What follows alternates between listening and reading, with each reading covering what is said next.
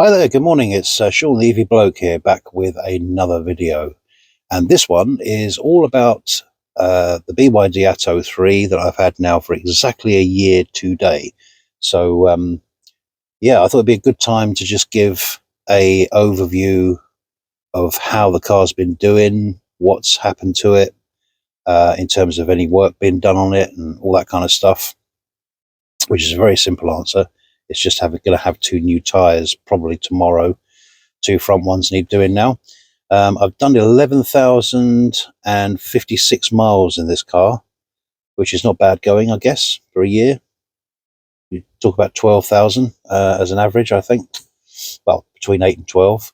So I'm on the higher end of that. So I've done a fair bit of miles in it, picking up my son from university and trotting around and just doing things locally and few road trips. Been on a holiday in it, that kind of thing. Also, my local dealership to this car is Birmingham, which is about 60 miles away from me. So every time I go there, it's a fair round trip. Although I think there's one opening up in Bristol, I've heard, BYD. So I might be able to start taking the car there, which would be pretty good. So that won't be bad.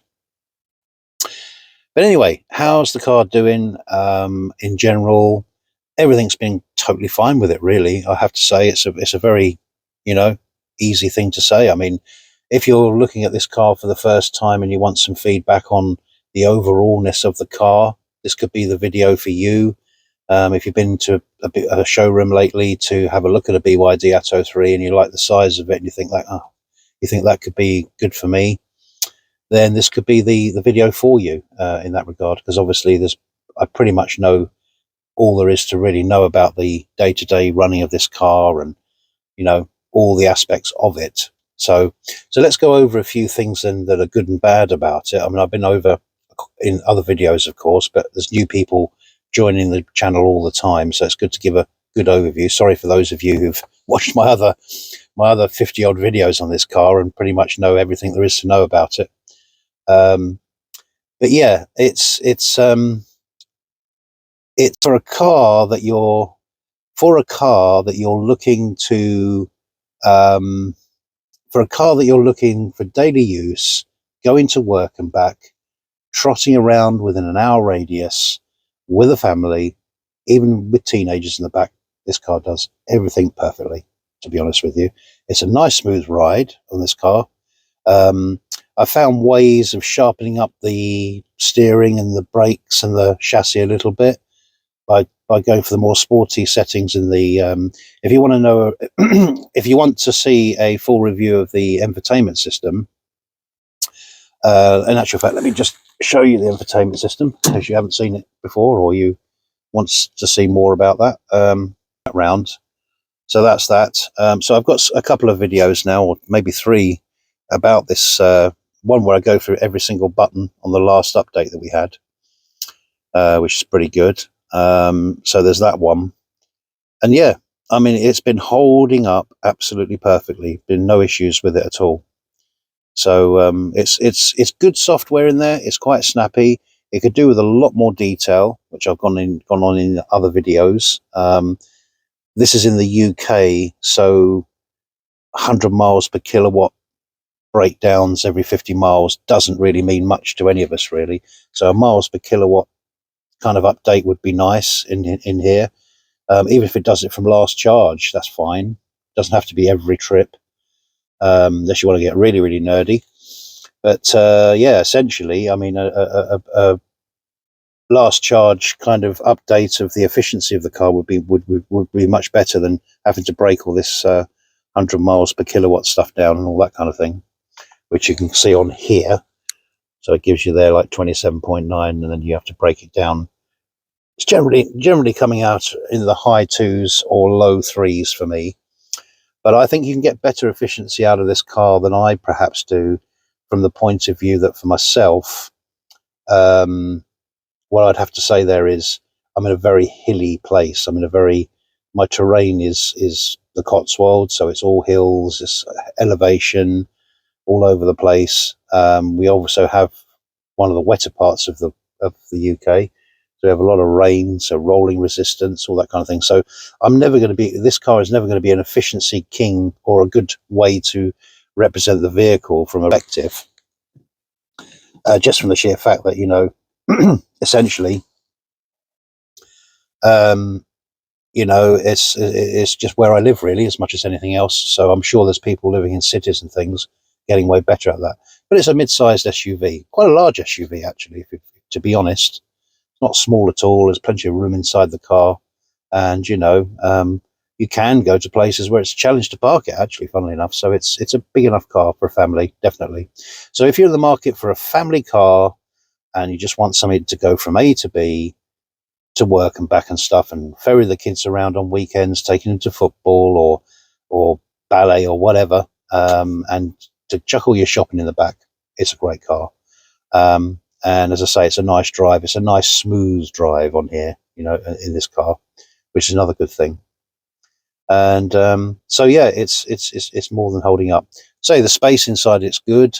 The software is okay. It could be way better, as I've mentioned before, especially with the navigation system in here. The navigation system could be better, really, in terms of the way it navigates you to other chargers and stuff. We're starting to see a lot of technology. I think one of the biggest things that I would like to see in 2025 with the BYD Atto3 is charging speed. The charging speed on this is now way off most cars that are coming out now in 2024 and in 2025. Batteries are getting bigger, but they're also getting faster, and the ability to charge faster is becoming more and more accessible as we get more and more DC chargers in. So if you're going on road trips and stuff like that, if you're going somewhere in the winter in this car, you're looking at I've calculated over an hour charging time, but that's just not acceptable now in 2024, I don't think.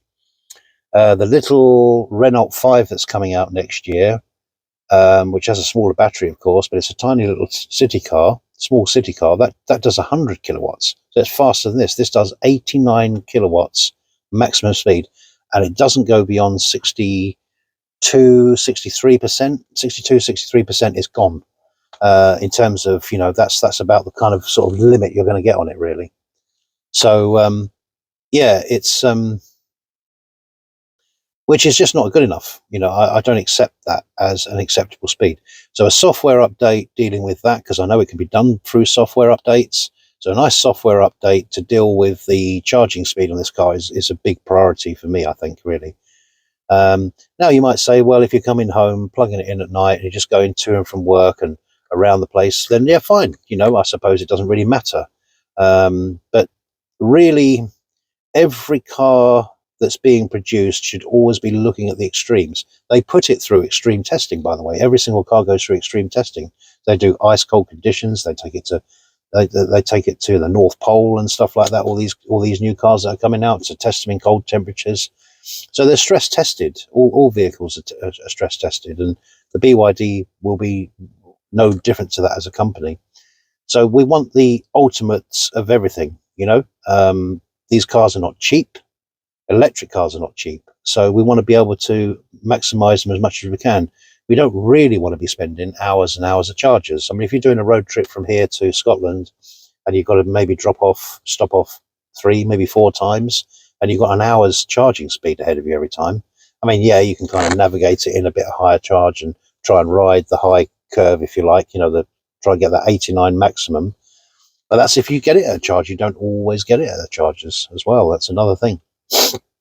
Which brings me on to the thermal management of the car, which is a little bit, it scavenges heat really, and it also repels heat. So in other words, in the summer, it chucks the heat into the cabin, so you don't seem to get cool ventilation in here from the air conditioning. And in the winter, seems to take heat out. It's really hard to warm up the inside of this car. So the way it thermally manages everything is quite interesting, I think, to say the least. And I think that also needs looking at. And Beyond Nyland, a quite big YouTuber, if you go onto his channel and put in BYD Atto3, he goes into all of this. And I think he actually even wrote letters to BYD to sort of give them some advice about all of that. So, you know, He's been doing YouTube much longer than I have and knows much more than I do. Just as a little side note, for those that watch the channel regularly, I am going to be doing a couple of videos, 2 or 3 videos. I've got an MG4 trophy at the moment, so if you like the MG4 or are looking at that car, it's a fairly affordable, cheaper EV. I'm going to be having some videos come up on the channel about that, so they'll be coming out very soon. But yeah, it's you know, the features of this car, if you're looking at this car as a newie, is it does do vehicle to load, so you can power stuff off the main battery. It comes with a cable, you just plug it in, you can plug kettles in and all the rest of it, that kind of thing. So if you're going to be going on a longer trip with this car and you want to be able to utilize that power from the vehicle, you can actually do that. So that's quite a nice thing about this car. The boot size is 440 litres. It's more than enough, really, I think, for a family. You can drop it down to have it more lower, or you can bring it up. If you're going to the dump or something and you want to put down the seats, I think it's 1,300 or so litres with the rear seats folded down, and you can raise up the level to have it flat. So you can put, you know, if you want to put sort of wood or something like that, something that you want to lay flat across the back, you can do that. And you can drop it down for extra luggage or shopping or whatever. Boot size is not class leading, but it's more than okay. As I say, space in this vehicle, there's no problems with it. With the rear and front, no issues with the car at all. It's just perfect for everything on that regard.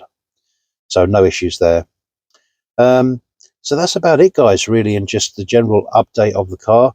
I've got to say, as I say, I've got to get 2 new front tyres, which after 11,000 miles, you know, that's not kind of like unusual, really, especially for an electric vehicle. It's front wheel drive, so I'm not surprised they're not actually illegal or anything, but they're getting close, you know, getting a bit near the mark from the mill perspective. So so I need 2 new ones on there. And but outside of that, yeah, my wife drives it. She loves the car. And you know, it's just a great little run around car, really, you know. As I say, the one thing you would need to look at if getting this car is how much actual use you want to have out of the vehicle in terms of mileage you're doing. So if you're going on a lot of long trips, then I wouldn't advise the BYD Atto3 at its current state of its ability to charge. And also, you know, well, just, I mean, that really, it's just not a quick enough car in terms of, you're just going to be too long at chargers, you know. And every car maker should be looking to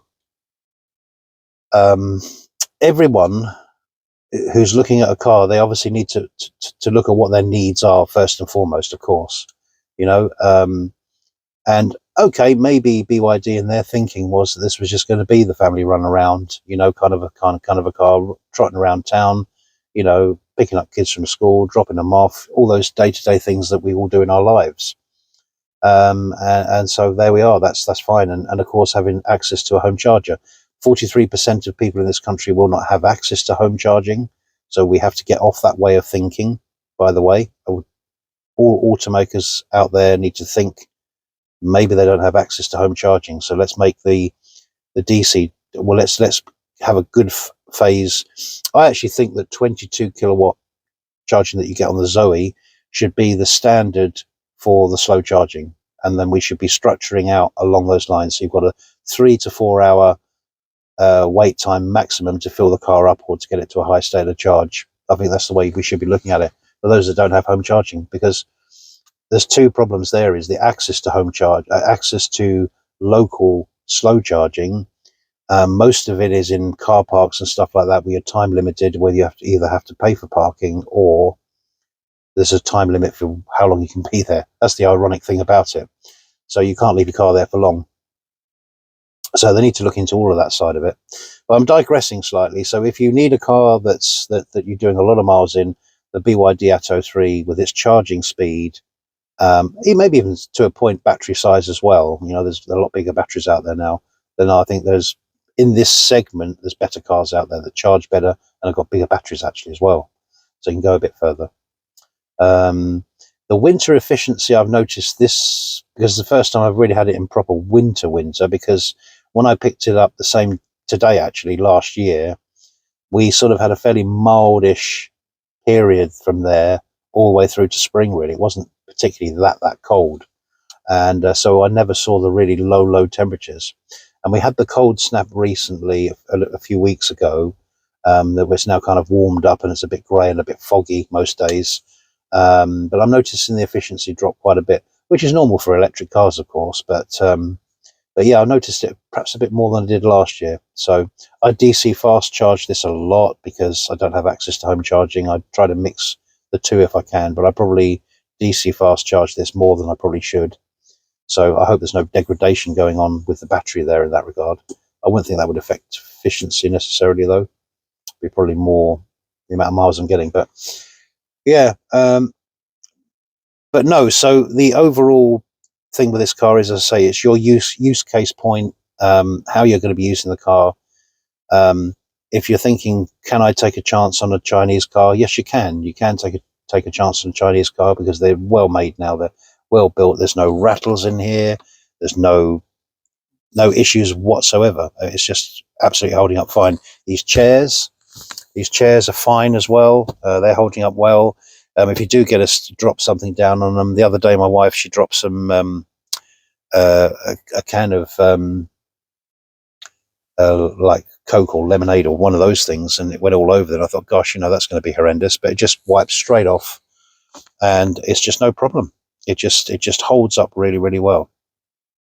So yeah, so the seats are really good. The seats are really comfortable, by the way. I've got this MG4 at the moment. I won't say too much about that, but the seats are pretty uncomfortable, I find, in that, or I can't get a good position in it anyway. But these are great seats. They're not lumbar supported at all, but just the shape of them and the way they've designed them, you can be 3 hours in this car and not really know anything about you. You just feel okay, and I get stiff really easy. I'm quite a big guy as well, and tall and all the rest of it. And but I find I've got no problems going 3 hours in this car to a destination, getting out, having a stretch, back in, drive again. So the seats are absolutely brilliant in this car. So it's a comfortable car. It's great for its size in that regard. I think it's a good family-sized car. If you have a home charger, do go to BYD and have a little look at one, or some of the other products that they've got out there as well. I want to speak about BYD moving forward. Yesterday I just watched a video on the Shenzhen Gigafactory of BYD, and I mean they are doing some amazing stuff. I mean they're bringing out so many cars, and they really are mass producing electric cars. There's no two ways about it. So they're actually probably moving faster than they're actually developing.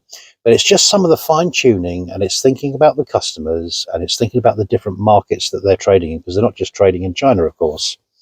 So there's no point in they're not building cars just for their market. They're building cars to export to Europe, well, not to America. America and China don't get on, so there's no correspondence there. But obviously here in the UK we're getting them. And there's lots of vehicles coming out, and there'll be more coming out in the new year. They just need to work on those fine things, like the charging speed, as an example. Some of the aesthetics, like cup holders, make them design them a bit better so you can actually fit cups in them, and little things like that. But on the whole, it's a pretty good car. It really is. I don't have a massive issue with this car. But BYD moving forward, they just need to go that extra 5-10%. Putting front trunks in their vehicles would be handy. At least get the cables in there. You don't have to take stuff out of the boot to get to your cables, and just make life a little bit easier for people that are switching to EVs. One pedal driving. I want full regen, which should be in this car already. But there's no reason why they can't software update that to a certain degree. Driving this other vehicle around that I've been mentioning, that I said I shouldn't be speaking too much about, because I've got videos coming out on it, as one pedal. It's awesome, just awesome to have that in there.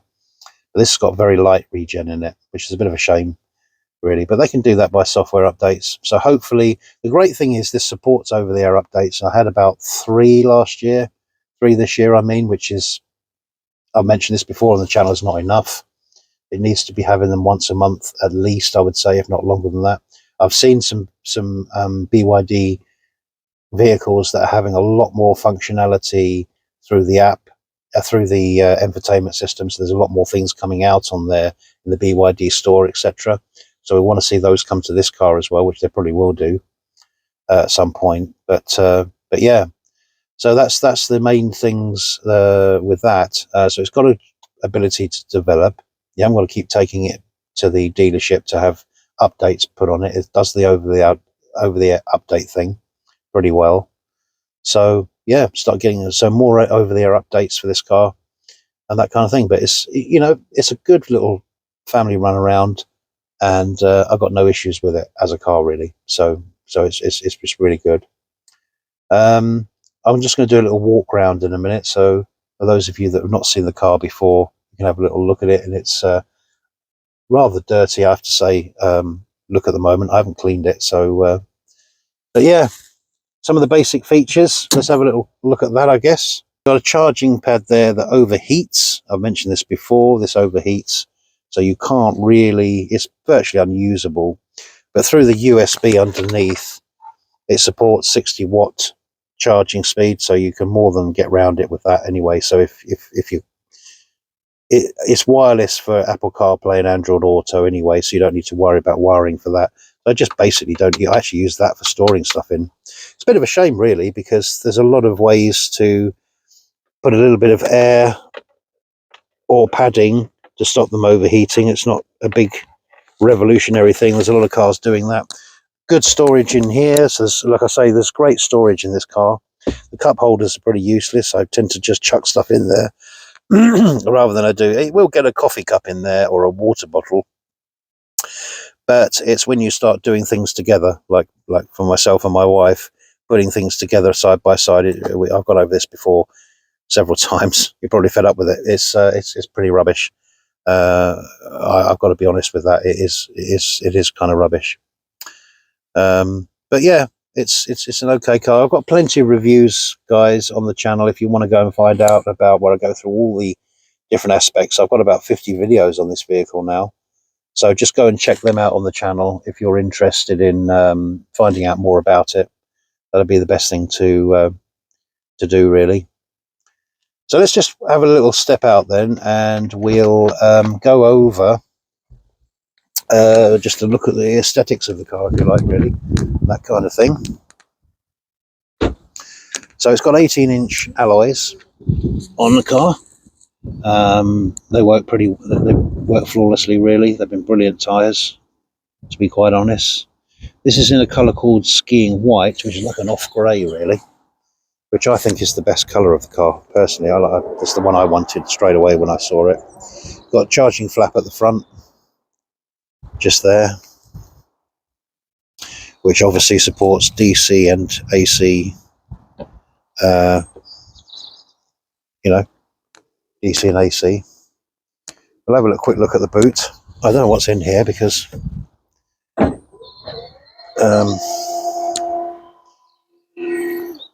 not much really, just a few shopping bags, but you can get an idea of the boot size, essentially, really. As I say, it's 440 litres. You've got these side pockets here. Got a light at the back here. Still got the cover on that. Get that off. Got a side light there. And here's if you can raise the floor up to here to make it level for loading stuff if you want. Little place there for cables, and you've got more storage underneath for cables as well. Of course, the seats are a 60-40 split, so you can drop them down to get stuff in. So that works out well. No front trunk, so I won't bother opening up that.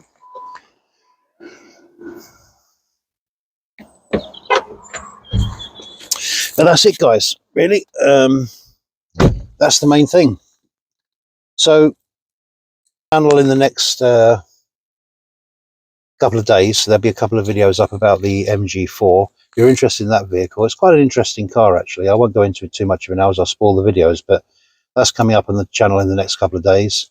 And then moving forward, as I've said in a previous video, I'll be looking to get a lot more media cars, press cars, that I'll be taking out. So hang around, stay with the community. It's great having you around.